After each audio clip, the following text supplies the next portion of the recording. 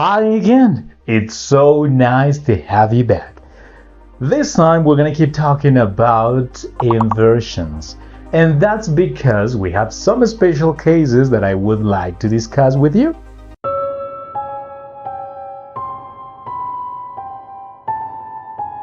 We already know that if we want to use an inversion, we need to imagine the structure as if it were a question. Don't forget what I told you in the last video. Do you understand me? So yes, sir! So we can say things like, never have I done that. Not only do I speak English, but I also speak French. No sooner had I woken up than I took a shower. Those are inversions. Yes, sir! However, we have some special cases. So let's talk about some of those special cases. And I wanted to talk about not until, only when, only until, and what about only then? Do you understand me? So yes, sir! So we already know that we use these inversions at the beginning. However, with these adverbs, we are going to use them in a second part. We actually need a second part. Only when I listened to her singing did I realize how beautiful her voice was. Only when they die by our hands will they know Gotham City belongs to the mutants! Only when we have to fight to stay human do we realize how precious it is to us. Only when faced with losing me do you decide you want to spend the rest of your life with me. Only until I make my dreams come true will I be able to be with her. Now, you have to be careful with only then, because only then works practically in the same way. However, only then doesn't go at the beginning.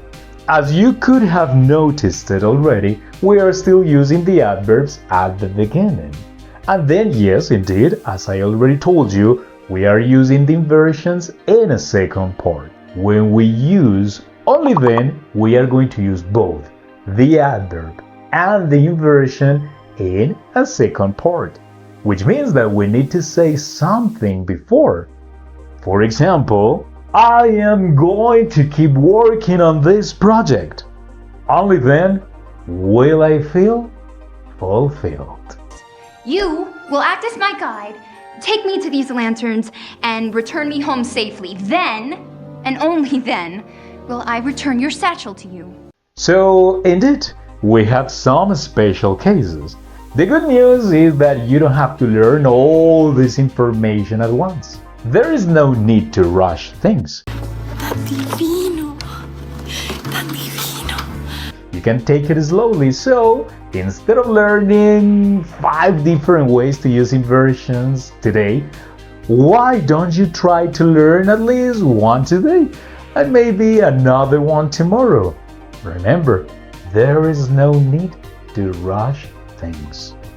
Finally, don't forget that we use inversions to express emphasis. So there must be a reason why we're using an inversion.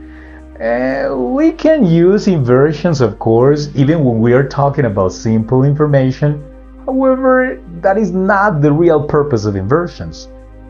Don't forget the word emphasis.